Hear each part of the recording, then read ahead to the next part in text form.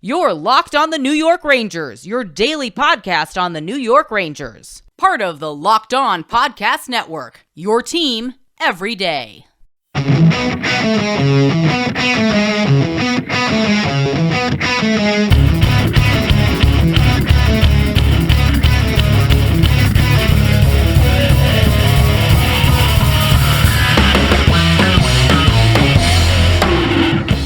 Welcome back, Blueshirts fans, to episode number 608 of the Locked On New York Rangers podcast. I'm your host, John Chick. Just want to thank you guys, as always, for making Locked On New York Rangers your first listen every day. We are free and available on all platforms. That song you're hearing right now is, of course, Leave the Lights On from our good friends in Passafire. You can check those guys out anywhere you get your music. And the Rangers have done it again, ladies and gentlemen, for the fifth time in this postseason, and we're only through the second round here, but for the fifth time in this postseason, the New York Rangers stare elimination in the face, and they live to fight another day, in this case, doing so on the strength of a 6-2 drubbing of the Carolina Hurricanes, going on the road where the Canes had not lost so far in this playoff run here, and posting basically just a blowout victory. Igor Shesterkin was absolutely fantastic, and for anybody that caught our most recent episode, the one that I posted just before Game 7 was played here tonight, one of the things that I mentioned in that episode is that I think that the Rangers needed to play their absolute best game of the postseason in order to win this game, and I think they did just that. Everybody contributing. Points aren't everything, but one stat that I have to throw out there that's very, very noticeable when you look at the score sheet from this game is that every single Ranger forward, except for Mott and Reeves, had at least 1 point in this game. The Rangers just getting contributions from up and down their lineup. Once again, basically just taking it to the Canes, building an early lead. That was another thing. We said that the Rangers really needed to score first in this game. They scored first, second, third, and fourth in this game to stake themselves to a 4-0 lead. Just an awesome victory, and the Rangers now move on to the Eastern Conference Final, where they will actually host the two-time defending Stanley Cup champion Tampa Bay Lightning, which is just absolutely wild to think about.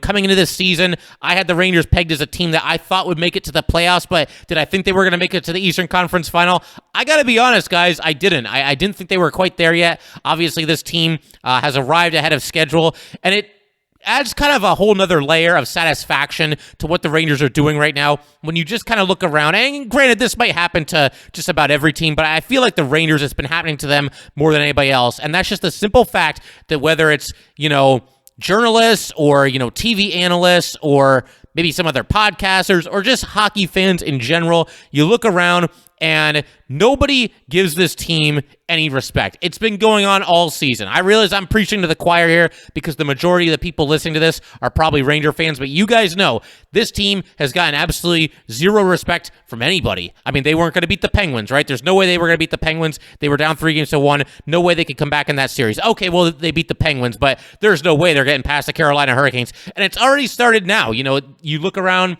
Twitter or whatever it might be, and nobody thinks the Rangers have a chance against the Tampa Bay Lightning. And I'll be the first one to admit the Rangers should be considered the underdog in that series, despite the fact that they do have home ice advantage. Look, the Lightning, they're the two-time defending Stanley Cup champions for a reason, so I get that. I get that there's still some doubt as to whether the Rangers can beat this team, but the amount of disrespect the Rangers have caught pretty much all season, it's just getting ridiculous. I mean, everybody on ESPN tonight just so desperate to find a reason to invalidate this New York Ranger team and what they've been doing. Well, the Penguins, they didn't have their top goalies.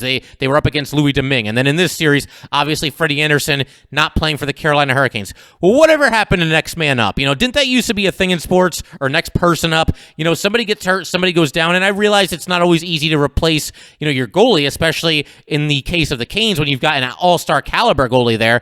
But yeah, I mean, whatever happened to next player up? I'm not really sure what ever happened to that old saying. Every team is dealing with injuries. The Rangers are a little bit fortunate because, as we talked about in our most recent episode, they have gotten healthy at the exact right time. They are at max power, I think was the term that I used in our most recent episode. And I'll say it again, the Rangers once again operating at full strength.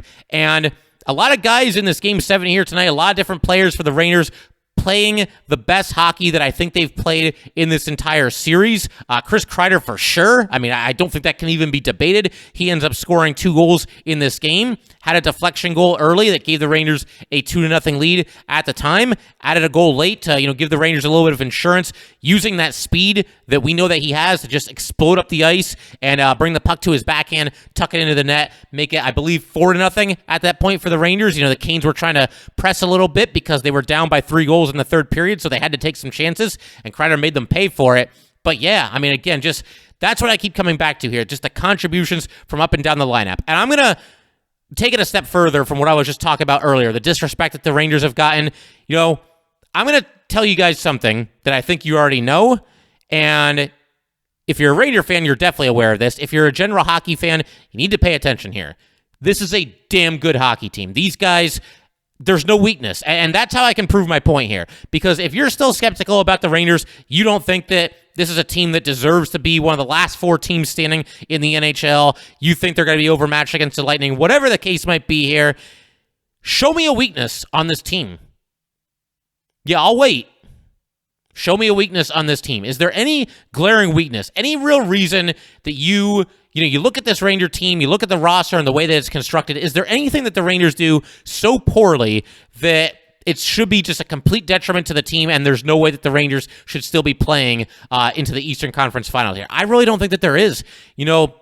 I would say as the season was unfolding, something that was certainly an issue was a lack of scoring depth and just a lack of depth in general. The Rangers went out and they addressed that. They addressed that with a lot of really savvy moves that Chris Drury made around the trade deadline.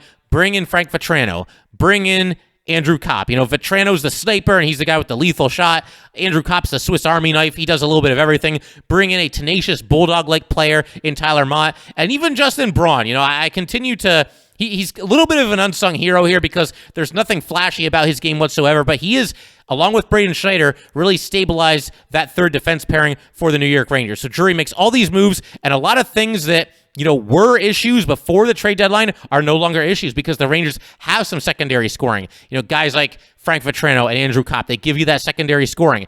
They fortified their blue line with Justin Braun taking over the old Patrick Nemeth spot there. They've got the best goalie in the league this season. I realize we're about to go up against Andrei Vasilevsky, and he's a phenomenal goalie too, and he's won the last 2 Stanley Cups.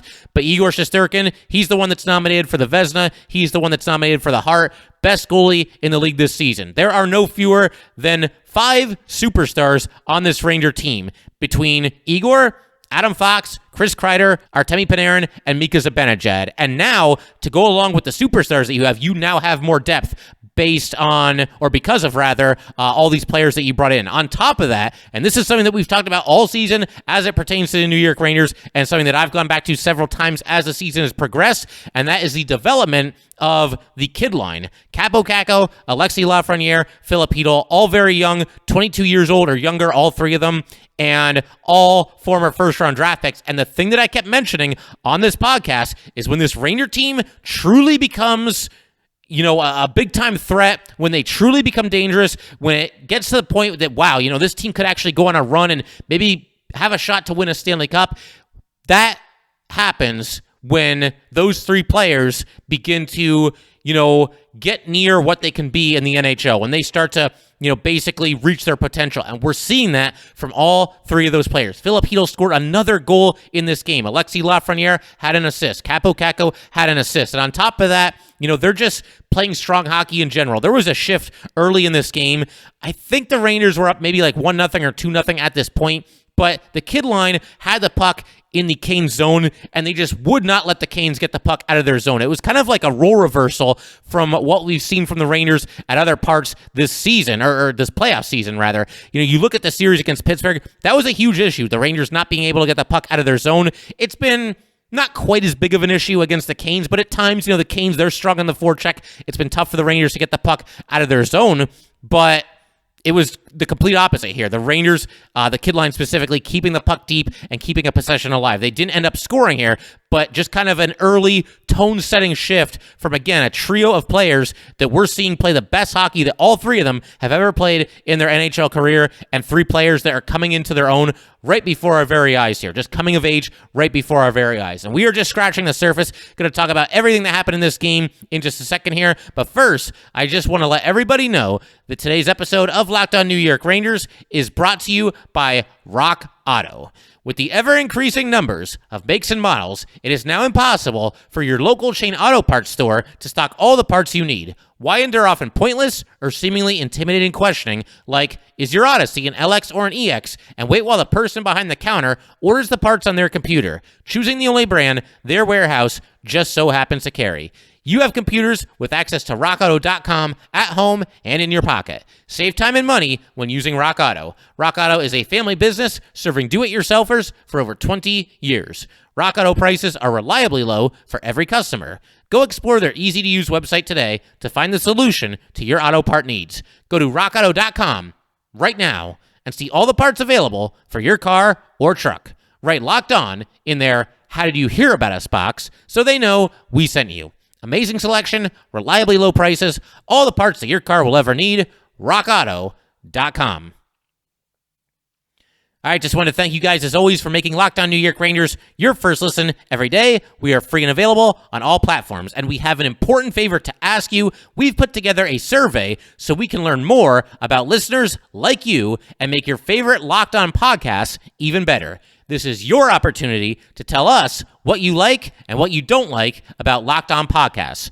Go to lockedonpodcasts.com/survey right now to get started. It won't take very long, and everyone that completes a survey can qualify for a chance to win one of 10 $100 Ticketmaster gift cards. To take our audience survey, go to lockedonpodcasts.com/survey.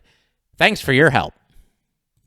Definitely got to give a shout out to all the Ranger fans who attended this game in person and basically just invaded PNC Arena. You had loud chants throughout the nights of Let's Go Rangers. You had some chants of Igor. You had Tony D'Angelo being booed in his home arena. So just great stuff all around. And again, props to the Ranger fans. I'm sure a lot of them traveled from pretty far away, maybe even from up here in the Northeast, going to PNC Arena and just representing this team, representing the city, bleeding Ranger blue, going into enemy territory, and seeing a heck of a game, seeing a heck of a performance by this New York Ranger team. So again, big shout out to those fans that went in there and basically made it feel like a home game, or at the very least, a neutral site game. And, you know, it's a Game 7 of a Stanley Cup playoff matchup. The fact that they were able to do that is just awesome, and it definitely, has an effect. How much of an effect? We could always debate that, but I think it for sure probably gave this Ranger team at least a little bit of a boost. I'm also seeing a quote from Gerard Gallant that I want to share with you guys. It was actually just posted on Twitter a second ago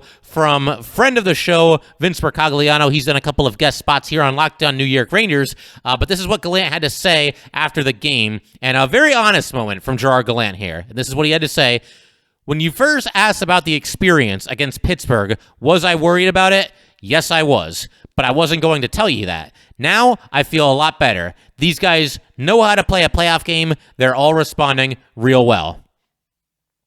And yeah, it's crazy to think about, this Ranger team. I mean, half of these guys have never played in the Stanley Cup playoffs before this current run. I know, 2 years ago, you had the weird 24-team playoff tournament. Obviously, COVID necessitated the NHL kind of thinking on its feet and going with that particular Stanley Cup playoff tournament format, but the Rangers lost in 3 games. You're playing in empty arenas, and technically they lost in the qualifying round, so that didn't really count as being in the playoffs anyway. So if you ignore that series, half these guys have never played in the Stanley Cup playoffs before, and yet here they are excelling in a difficult position, multiple difficult positions, down 3-1 in the series against Pittsburgh, coming back and winning that, down 2-0 in this series, down 3-2 in this series, and winning all of these games where if you lose, your season ends. I mean, the Rangers are an inexperienced team. They're supposed to be the team that's at a disadvantage in spots like that, and instead, they've played their absolute best hockey of the season when they've needed to do so the absolute most. And I don't know what's going to happen against Tampa, but I will say this. If there's any Tampa Bay Lightning fans listening to this,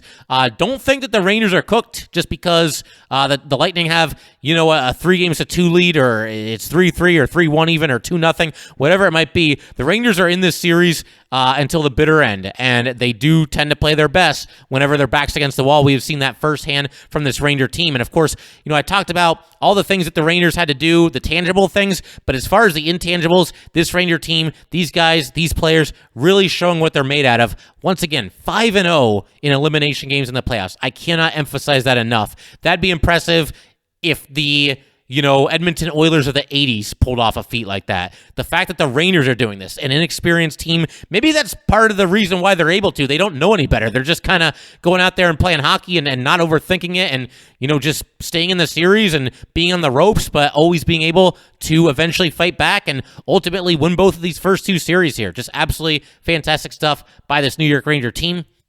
And something else that we knew was going to be absolutely huge coming into this game, something that we talked about pretty much for the entire series, and we definitely discussed this in our most recent episode, the one that dropped earlier on Monday here, previewing this Game 7. The Rangers had to win the special teams battle, and they indeed did that in this game. The Rangers go 2 for 3 on the power play. The Canes go just 1 for 4, and even when the Canes scored, that only cut the Ranger lead to 4-1. Of course, the game is not over at that point, but the Rangers were pretty much in control, and we'll talk about what happened after the Canes power play goal in just a second. But first, we just got to talk about everything that happened in the first period here as it pertains to the special teams units for both teams. The Rangers go 2 for 2 on the power play in the first period. The Canes go 0 for 2. And that's obviously just an enormous difference. The Rangers basically hitting the ground running here. They get power play goals in the first period from Adam Fox as well as Chris Kreider. And want to kind of, once again, just kind of go through all these special teams moments for the Rangers here in the first period, because it was obviously paramount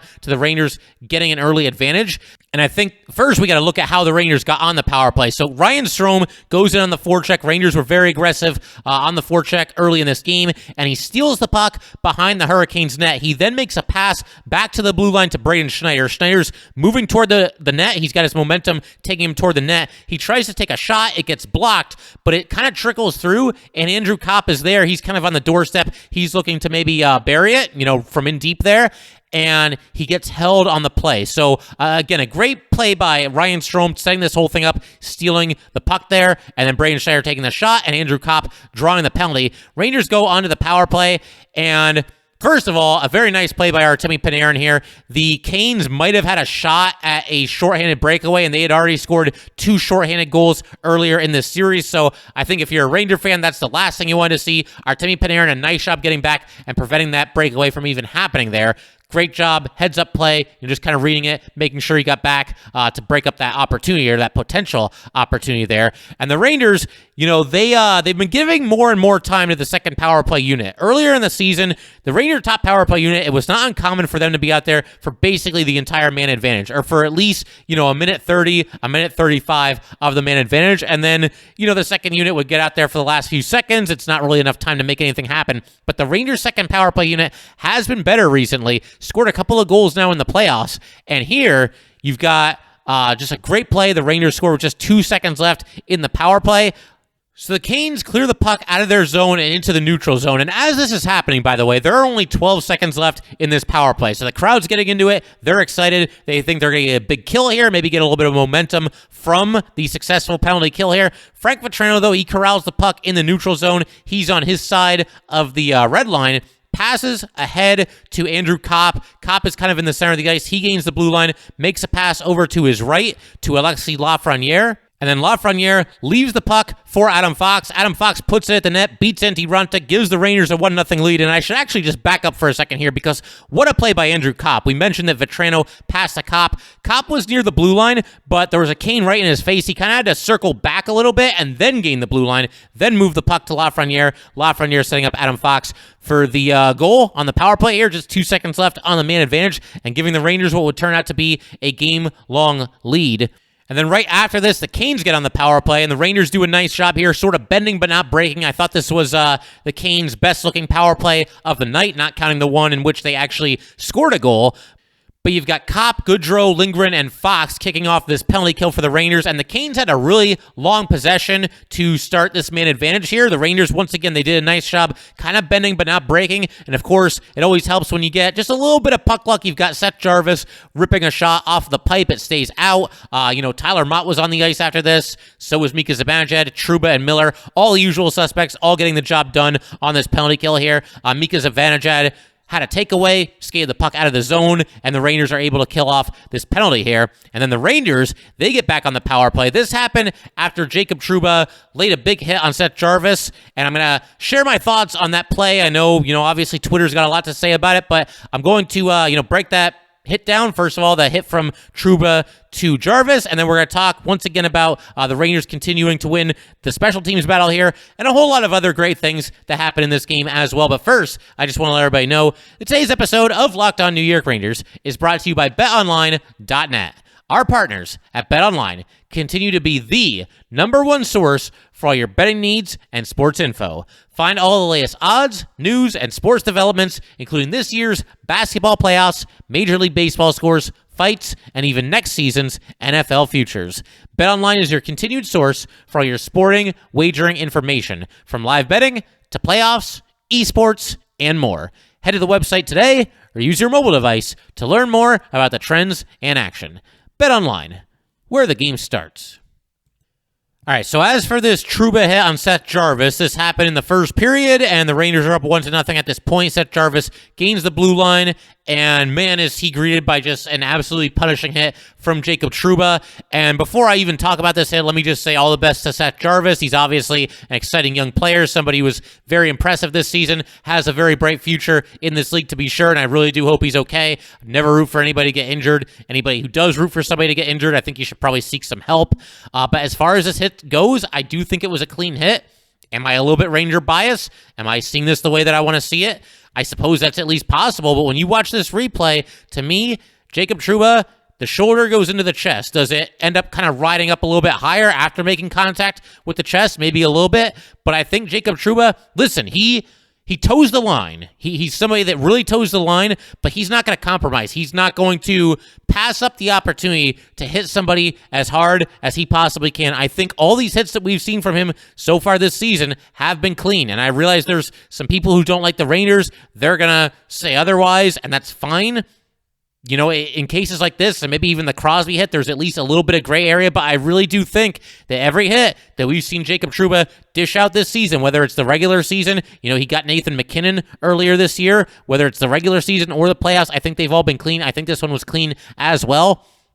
Unfortunately for the Canes, it leads to them, they not only do they lose, somebody that's mostly been playing on their top line, but they end up taking a penalty as a result of this because he couldn't get back to the bench. Carolina Hurricane player jumped onto the ice prematurely, and they get called for too many men, and the Rangers go back to the power play.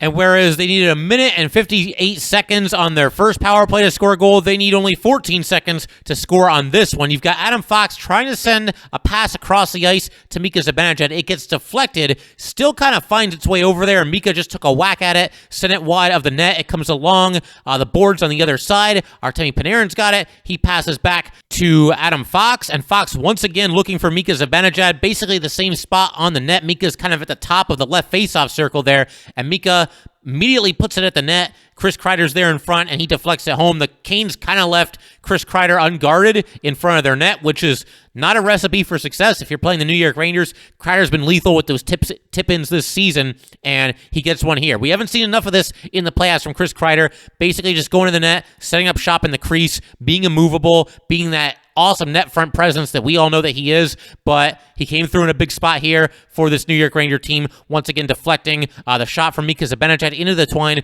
giving the Rangers a 2-0 lead and making them 2 for 2 on the power play. And then the Canes got their second opportunity of the first period on the power play. And whereas I thought the Canes had a decent first power play, not so much on this one here. The Rangers get an immediate clear after the first faceoff. You have Barclay Goodrow picking off a pass, dumping it into the zone before going off for a line change. You've got Igor Shesterkin making a very cool, calm, and collected glove save. Igor was fantastic in this game. And you also have Tyler Mott stealing the puck at the tail end of this power play, taking a shot that just went wide of the Canes' net. So just a great overall penalty kill by the New York Rangers here. You had Barclay Goodrow blocking 2 shots on the same power play for the Carolina Hurricanes, and what a welcome return to the lineup for Barclay Goodrow these last couple of games here. We thought that the Rangers were only going to possibly get him back if they made a really deep playoff run, but Barclay Goodrow beat his injury timetable, as you would pretty much expect him to do. I mean, that's just the kind of guy he is, the kind of hard-nosed player that he is, and he's going to be absolutely huge playing his old buddies, the Tampa Bay Lightning, in the Eastern Conference Finals. He's somebody that if you're going to shut down the Tampa Bay Lightning and their just crazy attack that they have, then Barclay Goodrow, one of the Rangers' best defensive forwards, is going to have a really strong series. We'll cross that bridge when we get to it, though. We're still kind of basking in the glory of the Rangers winning this Game 7 here.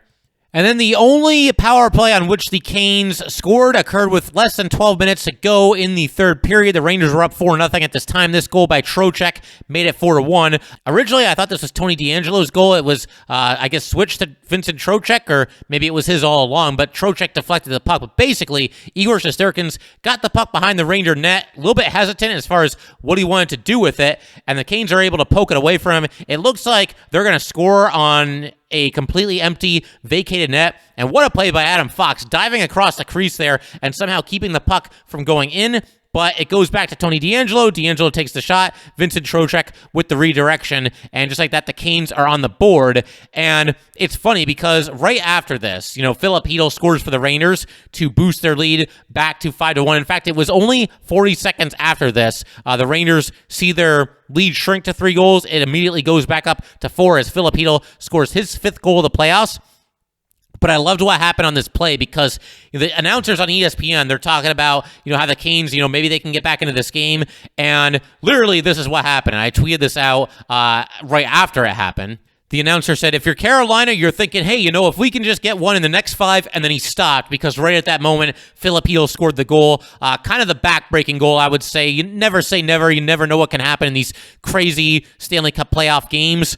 We've seen some pretty amazing comebacks, but up 5-1 at that point, about 11 minutes or so to go in the game. Igor Shesterkin doing Igor Shesterkin things. Yeah, you're starting to close in on a win, and you're starting to think about, hopefully playing Tampa in the Eastern Conference Finals. I don't think the Rangers themselves are thinking about that, but we as fans can obviously allow our minds to start to wander there at that point in the game. And as far as how this goal was scored here, it was basically just the kid line doing their thing. We talked about earlier how they had that shift in the first period where they simply just would not allow the Canes to get the puck out of their zone. In this case, you've got Kakko playing the puck out of the Ranger zone. Alexis Lafreniere flying up to the ice, trying to win the race to the loose puck, which he indeed does. He tries to all in one motion. At this point, he's in the Carolina zone, and he's trying to basically just turn and throw the puck toward the center of the ice to where Filip is positioned, and he's not able to do that. The Canes get possession of the puck back, but as they're trying to leave their zone, once again, the Rangers kid line refuses to let them do so. Kakko pokes the puck away. It goes right to Filip and, Chytil's momentum had taken him toward the Canes net, so Chytil probably couldn't believe his eyes as this puck is coming toward him here, but he gets it, turns around, and goes 5-hole, scores the goal. Antti Raanta by this point was out of the game, and I feel for him too. Really liked him when he was on the New York Rangers. Obviously, getting a chance to play in net for a great team in the Carolina Hurricanes in the playoffs. Very cool story for him. So I feel for him, obviously having to leave the game in the middle of this one here when his team was down 2-0 and still in the game. But be that as it may, the Rangers, they got to take advantage of going up against a guy who has not really played a lot of NHL hockey. I believe tonight was like his 7th appearance ever, and 4 of them have been in the playoffs this season. So the Rangers taking advantage of that situation, and more specifically right here, the kid line taking advantage, and Filip big goal for the Rangers there. Canes, they're down to 4-1. There's still 11 minutes and change to go. They have at least a little bit of a glimmer of hope there. But the Rangers, just like that, take it right back. And Filip just continuing his very impressive playoff run here and continuing to break out in the way that a lot of Ranger fans have been hoping that he would for half a decade now, which sounds crazy to say out loud, especially when you consider the fact that Filip is still just 22 years old. But yeah, 5th season with the Rangers and playing the best hockey of his career thus far. And then the Canes eventually close to within 3 goals again by an empty netter by Andrew Copp. Boost the lead back up to 4 goals, makes it 6-2 in favor of the New York Rangers. And at that point, you're going to the Eastern Conference Final. And I just had a lot of fun just watching the Ranger bench at that point. Once it got down to about a minute left, you're up by 4 goals. They kind of let themselves enjoy the moment, let themselves celebrate a little bit. They were all just kind of hugging and high-fiving on the bench. Just really, really cool stuff. This is a very tight-knit bunch, and I think that's really served them well, going through everything that they've gone through in this postseason run here. Just a tremendously fun run, and for certain players on the New York Rangers, I still think there's guys on this team that have not played their absolute best thus far in the playoffs. And what this series win does here, and I talked about this after the Rangers finish off the Penguins, it basically, you can hit the reset button. All these players that maybe have not been at their absolute best, you got a whole nother opportunity, a whole new best of 7 in front of you. You're going up against the defending 2-time Stanley Cup champions. You've got an opportunity to, really just put your best foot forward and make people forget about, for certain players, not all, but at least a couple of players, these guys not necessarily playing up to their full capabilities. And I think, they're already on the right track here, because there were 3 players in this game that I thought played better than they have, certainly throughout the entire Kane series, and in some cases, maybe the playoffs in general. We already talked about Chris Kreider. You get the best of, what he can do. He scores a goal on just an absolute, beeline to the net, burying a backhand, giving the Rangers a 4-0 lead. And before that, we already talked about he scored on the deflection, so that was awesome to see. Artemi Panarin, starting to look more like the guy that we all know and love. Just when he has the puck, just looking more dangerous than he has at other points in this playoff run. And Ryan Strome, scoring a goal here, a much-needed goal for him. He had a nice night for himself. And I said, in the preview episode for Game 7, the Panarin line needs to come through. I've been seeing little, faint pulses here and there as far as, that line starting to look a little bit better and maybe starting to come out of their slump a little bit. I mean, Andrew Kopp has played well the entire playoffs, but you look at Panarin and you look at Strome, the Rangers need more out of those guys, and they got more out of both of them in this game. So that was absolutely huge. And again, a lot of players on this team looking better in this game than they did the entire series, and you just hope that can carry over into the series against Tampa. But the Rangers, what else is there to say? This team just continues to find a way to get it done in crunch time. 5-0. I know I keep saying it, but 5-0 when facing elimination this year in the playoffs.